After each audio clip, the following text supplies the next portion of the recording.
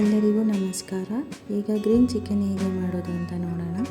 ಮೊದಲು ಒಂದು ಮಿಕ್ಸಿಂಗ್ ಬೌಲ್ಗೆ ಅರ್ಧ kg ಚಿಕನ್, 1 ಕಪ್ ಮೊಸರು, ಅರ್ಧ ಟೇಬಲ್ ಸ್ಪೂನ್ ಉಪ್ಪನ್ನ ಸೇರಿಸ್ಕೊಳ್ಬೇಕು. ಇದೆಲ್ಲದನ್ನು ಚೆನ್ನಾಗಿ ಮಿಕ್ಸ್ ಮಾಡಿಕೊಳ್ಬೇಕು. ಇದೆಲ್ಲ ಚೆನ್ನಾಗಿ ಮಿಕ್ಸ್ ಆದಮೇಲೆ ಇದನ್ನು ಅರ್ಧ ಗಂಟೆ ಮ್ಯಾರಿನೇಟ್ ಮಾಡಿಕೊಳ್ಬೇಕು.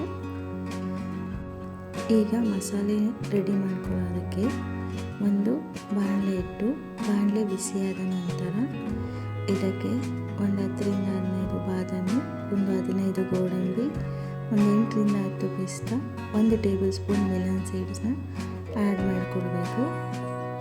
ಇದೆಲ್ಲದನ್ನು ಚೆನ್ನಾಗಿ ಹುರ್ಕೊಳ್ಬೇಕು. ಇದೆಲ್ಲದನ್ನು ಚೆನ್ನಾಗಿ ಡ್ರೈ ರೋಸ್ಟ್ ಮಾಡ್ಕೊಂಡಿದ್ದಾದಮೇಲೆ ಈಗ ಇದಕ್ಕೆ 3 ಲವಂಗ, 3 ಏಲಕ್ಕಿ, 1 ಇಂಚು ಚಕ್ಕೆಯನ್ನು ಸೇರಿಸ್ಕೊಂಡು ಇದನ್ನು ಕೂಡ ಹುರ್ಕೊಳ್ಬೇಕು. ಈಗ ಕೊನೆಯದಾಗಿ 1 ಟೇಬಲ್ ಸ್ಪೂನಷ್ಟು ಗಸಗಸೆನ ಸೇರಿಸ್ಕೊಂಡು ಇದನ್ನು ಕೂಡ ಹುರ್ಕೊಳ್ಬೇಕು. ಇದೆಲ್ಲದನ್ನು ಪಕ್ಕಕ್ಕೆ ಎತ್ತಿಟ್ಕೊಳ್ಬೇಕು ತಣ್ಣಗಾಗೋದಕ್ಕೆ. ಈಗ ಗ್ರೀನ್ ಪೇಸ್ಟ್ ರೆಡಿ ಮಾಡ್ಕೊಳ್ಳೋದಕ್ಕೆ 1 ಹಿಡಿ ಆಗುವಷ್ಟು ಪುದೀನ ಸೊಪ್ಪು, 1 ಹಿಡಿ ಆಗುವಷ್ಟು ಕೊತ್ತಂಬರಿ ಸೊಪ್ಪು, 8ರಿಂದ 9 ಹಸಿಮೆಣಸಿನ್ಕಾಯಿ ಮತ್ತು ಹುರಿದಿಟ್ಕೊಂಡಿರೋದನ್ನೆಲ್ಲ ಒಂದು ಮಿಕ್ಸಿಂಗ್ ಜಾರಲ್ಲಿ ಹಾಕ್ಕೊಳ್ಬೇಕು. ಈಗ ಇದಕ್ಕೆ ಅರ್ಧ ಹೋಳಷ್ಟು ನಿಂಬೆ ರಸನ ಸೇರಿಸ್ಕೊಂಡು ಪೇಸ್ಟ್ ಮಾಡಿ ಎತ್ತಿಟ್ಕೊಳ್ಳಿ.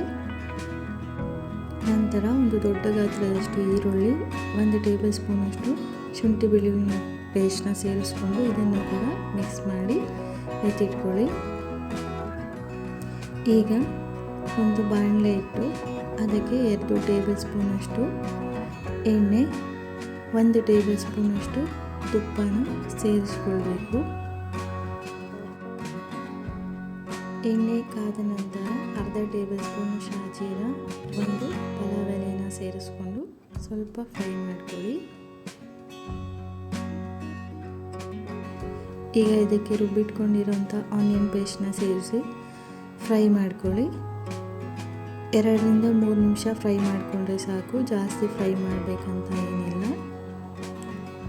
ಈಗ ಈರುಳ್ಳಿ ಪೇಸ್ಟ್ ಚೆನ್ನಾಗಿ ಫ್ರೈ ಆದಮೇಲೆ ಈಗ ರೆಡಿ ಮಾಡಿ ಇಟ್ಕೊಂಡಿರುವಂಥ ಗ್ರೀನ್ ಪೇಸ್ಟ್ನ ಕೂಡ ಸೇರಿಸ್ಕೊಳ್ಳಿ. ಇದನ್ನು ಕೂಡ ಚೆನ್ನಾಗಿ ಮಿಕ್ಸ್ ಮಾಡಿಕೊಂಡು ಫ್ರೈ ಮಾಡ್ಕೊಳ್ಳಿ. ಇದು ಕೂಡ ಜಾಸ್ತಿ ಫ್ರೈ ಮಾಡಬೇಕಂತ ಏನಿಲ್ಲ, 1-2ರಿಂದ 3 ನಿಮಿಷ ಅಥವಾ ಹಸಿ ವಾಸನೆ ಹೋಗೋವರೆಗೂ ಫ್ರೈ ಮಾಡಿಕೊಳ್ಬೇಕು. ಇದು ಫ್ರೈ ಆದ ನಂತರ ಇದಕ್ಕೆ ಮಸಾಲೆಗಳನ್ನ ಸೇರಿಸ್ಕೊಳ್ಬೇಕು. ಒಂದು 1/4 ಚಮಚದಷ್ಟು ಅರಿಶಿನ ಪುಡಿ, ಅರ್ಧ ಚಮಚ ಧನಿಯಾ ಪುಡಿ, 1/4 ಚಮಚ ಜೀರಿಗೆ ಪುಡಿ, 1/4 ಚಮಚ ಕಾಳು ಮೆಣಸಿನ ಪುಡಿನ ಸೇರಿಸ್ಕೊಂಡು ಚೆನ್ನಾಗಿ ಮಿಕ್ಸ್ ಮಾಡ್ಕೊಳ್ಳಿ. ಮಸಾಲೆ ಎಲ್ಲ ಚೆನ್ನಾಗಿ ಮಿಕ್ಸ್ ಆಗಿದ್ದಾದಮೇಲೆ ಈಗ ಮ್ಯಾರಿನೇಟ್ ಮಾಡಿ ಇಟ್ಕೊಂಡಿರೋವಂಥ ಚಿಕನ್ನ ಸೇರಿಸ್ಕೊಳ್ಬೇಕು. ಇದಕ್ಕೆ ಚಿಕನ್ನ ಕೂಡ ಸೇರಿಸ್ಕೊಂಡು ಮಸಾಲೆಗಳನ್ನೆಲ್ಲ ಚೆನ್ನಾಗಿ ಮಿಕ್ಸ್ ಮಾಡ್ಕೊಳ್ಳಿ. ಮಸಾಲೆ ಎಲ್ಲ ಚಿಕನ್ಗೆ ಚೆನ್ನಾಗಿ ಹಿಡಿಯೋ ಥರ ಮಿಕ್ಸ್ ಮಾಡ್ಕೊಳ್ಳಿ.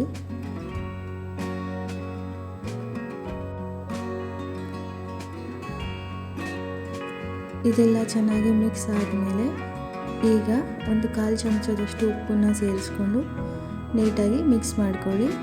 ಮೊದಲೇ ಉಪ್ಪು ಸೇರಿಸ್ಕೊಂಡಿರ್ತೀವಿ, ನೋಡಿಕೊಂಡು ಉಪ್ಪು ಸೇರಿಸ್ಕೊಳ್ಳಿ.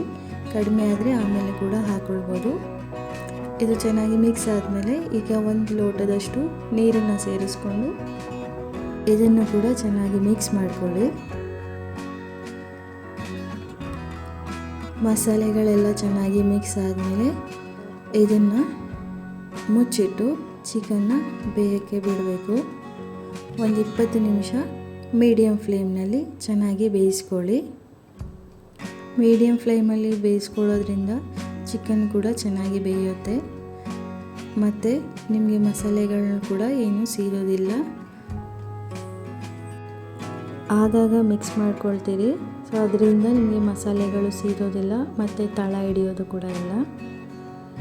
ಚಿಕನ್ ಎಲ್ಲ ಚೆನ್ನಾಗಿ ಬೇಯ್ತಾ ಗ್ರೇವಿ ಕೂಡ ಗಟ್ಟಿ ಆಗ್ತಾ ಬರುತ್ತೆ ಮತ್ತು ನಿಮಗೆ ಎಣ್ಣೆ ಬಿಟ್ಕೊಳ್ಳೋಕ್ಕೆ ಶುರುವಾಗುತ್ತೆ.